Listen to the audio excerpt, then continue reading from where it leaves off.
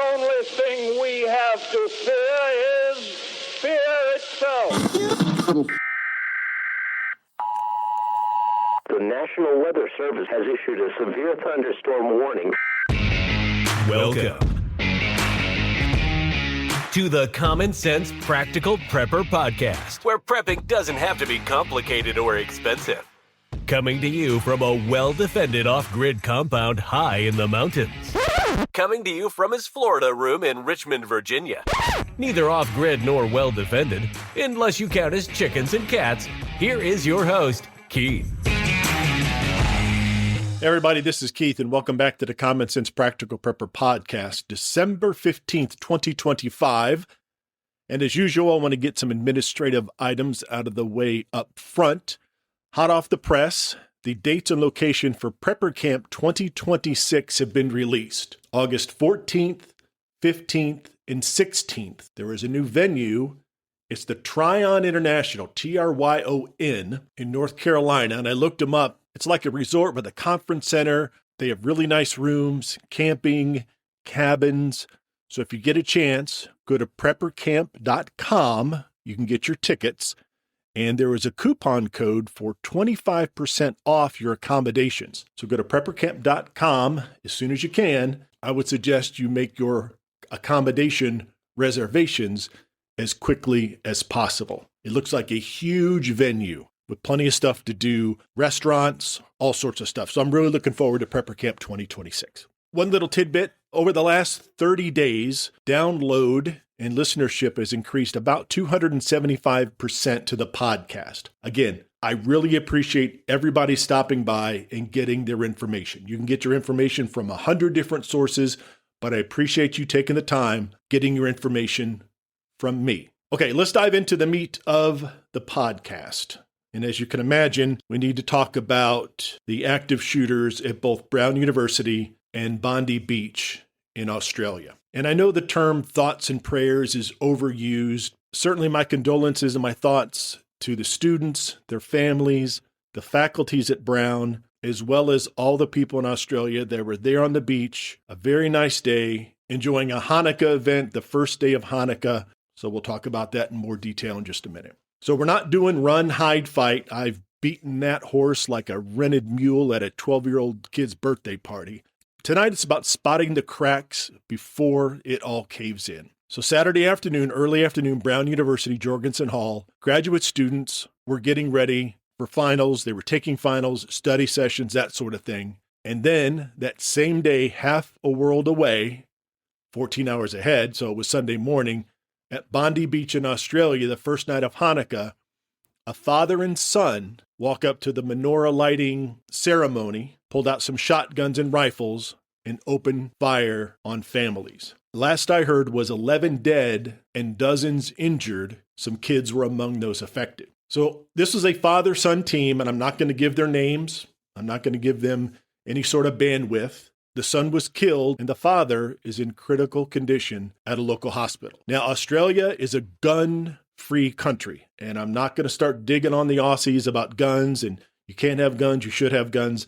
That's not what this is about. But it's very evident, and people say that here in the United States, well, we just get rid of guns, common sense gun control. You've heard it a million times. Bad guys don't care about the laws. Now, it's my understanding that either the father or son had 6 firearms registered to them, and they were legally registered, or they were legally obtained, but yet you see what happens. Here's a quote that really struck me that sounds like a lot of quotes you hear here in the United States.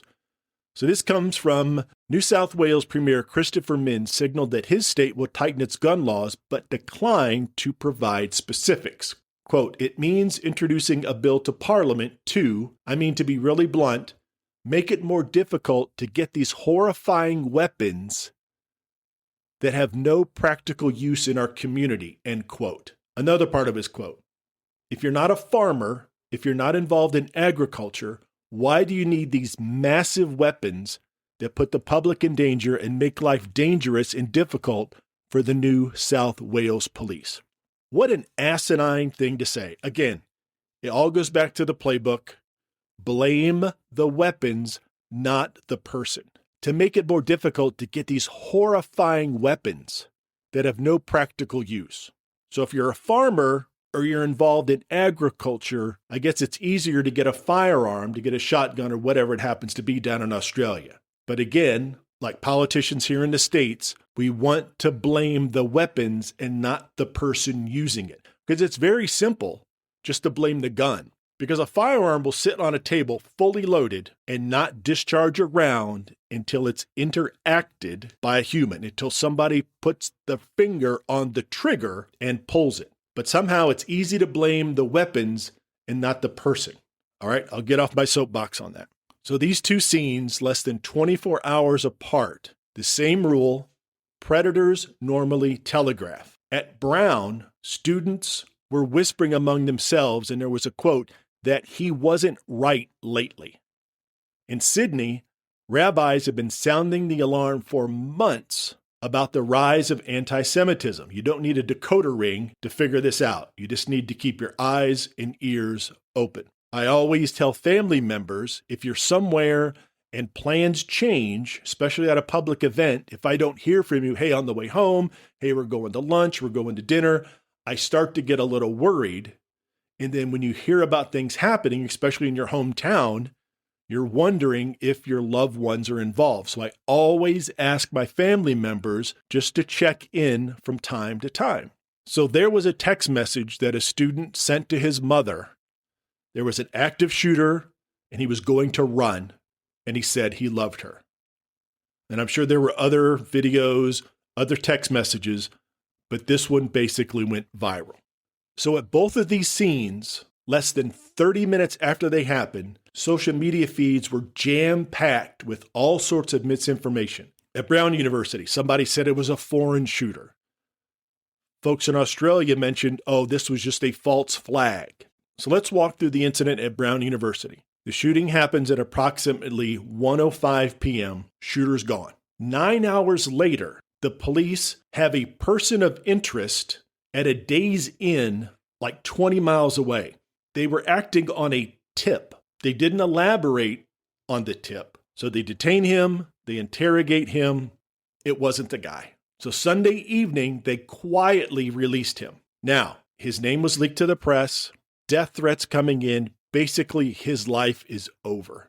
Now, I don't know if he had nothing to do with this or he had something to do with this. I don't know. They have a person of interest, the name gets leaked, and now this guy's life is over. Reminds me of Richard Jewell, the security guard at the 1996 Olympics in Atlanta, Georgia. He was the one that found the pipe bomb, saved dozens of lives. CNN crowned him the killer. But guess what? He was not the suspect. Months later, his name was cleared, but the damage had already been done. He died alone, and he died broke. The DC sniper. Now, I was directly involved in the DC sniper investigation.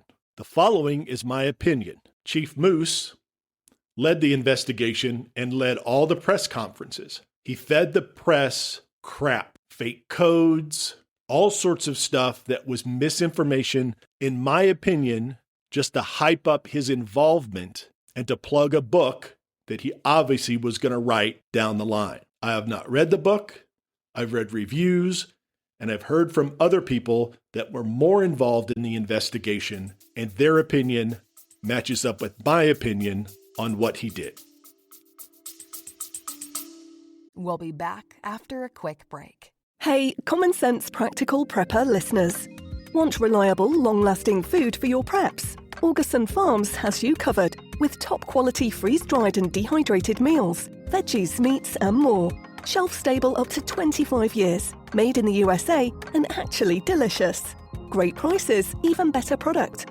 Use my affiliate link in the show notes. Don't forget to use the coupon code PODCASTPREP at checkout for an extra 10% off. Stock up now and prep smart. Back to the show.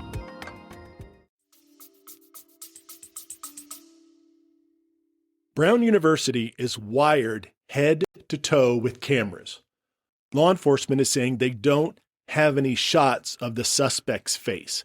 That is absolutely crazy, and there's no way that anybody believes that.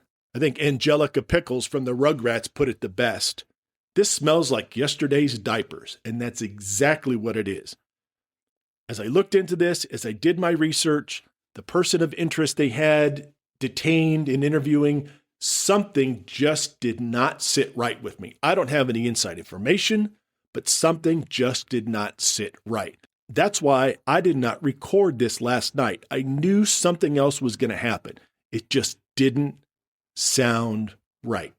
And again, trust your gut. When it comes to situations like this, take a pause, take a deep breath, take 5 minutes, and don't go ham, as kids say. Do they still say that? Don't go ham on social media and start posting everything and retweeting everything because you're just adding to the misinformation. Apparently, the father-son team in Australia used bolt-action rifles or bolt-action shotguns. In some of the videos, I saw dozens of shotgun casings on the ground. People went as far as there's a close-up video of one of the shooters cycling the bolt and firing the shotgun or rifle 5 or 6 times in pretty quick succession. There were people that commented on the video saying, obviously, this terrorist received professional training because nobody can cycle a bolt that quickly. Well, they can. It's very simple. It's pull back, push forward and down, and you cycle another round. It doesn't take military training, or it doesn't take training in some terrorist camp in Afghanistan to learn to shoot a firearm like that. Again, it's people looking for clicks, looking for a few dollars for their social media site, without really knowing anything about the situation. So the FBI says that in 8 of 10 attacks, 80% of all attacks in active shooters or mass shootings, the shooter always brags about what they're going to do beforehand. They'll post it on a forum, tell an ex-girlfriend, Parkland shooting, Poway, Christchurch. They all left a trail of breadcrumbs. Not all of them, but most of them do. So when you're out and about, carry smart, have a fanny pack, an IFAK, a tourniquet, quick clot, bandages, a trauma kit.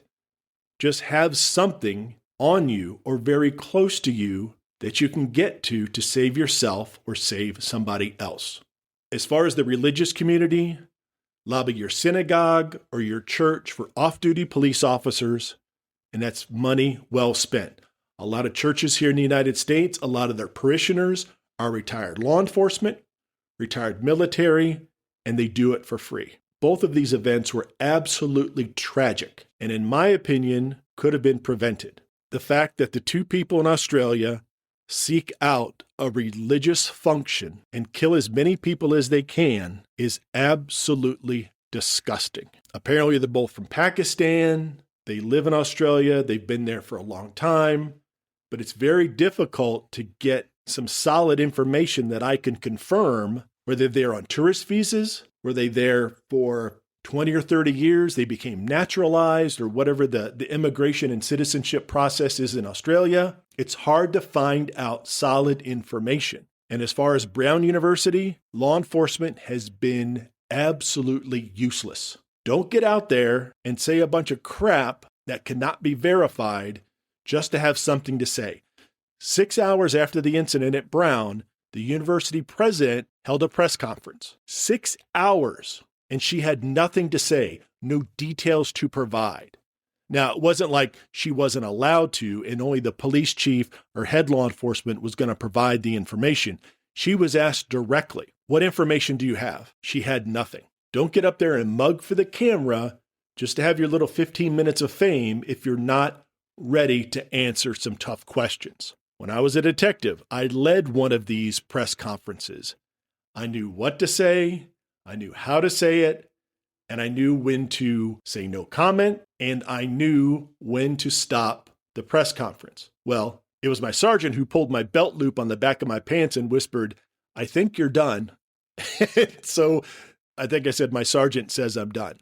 All right, folks, thanks again for stopping by. Sorry I didn't have a lot of good news today other than prepper camp, but it's just a very sad situation.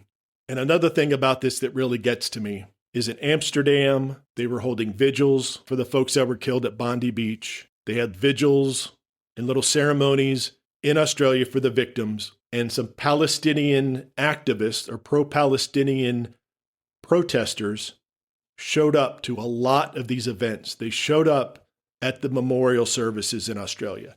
They showed up at the memorial services in Amsterdam. I've seen videos of several Palestinian activists, anti-Israeli activists, walking around, waving flags and saying some very nasty things. There's a time to protest. There's a time to say what you mean, what your political values are, what your religious values are. And in my opinion, going to a memorial service and just instigating more hate and fanning the flames of anti-Semitism, anti-Islam, whatever it happens to be, you're just asking for trouble. You're just poking the bear and egging the situation on. So if folks in Australia or folks in Amsterdam were not already anti-Muslim, anti-Islam, anti-Palestine, someone showing up and spouting the hate that they did does not help the situation. Now, these protesters, I don't think were there for anybody's approval. They were there just to instigate and fan the flames of the hate that is being propagated. I will leave it at that. Folks, thank you so much. practicalpreppodcast@gmail.com if you need to reach out to me. I have not forgot about our giveaway. I have not forgotten about our mailbag episode, but I wanted to get some of this information out and provide my opinion on Brown University and Bondi Beach. As always, folks, take care of one another. Be careful out there. And until next time. Thanks for listening to the Common Sense Practical Prepper Podcast. Be sure to subscribe so you don't miss an episode. While you're at it, help spread the word by leaving a rating and review.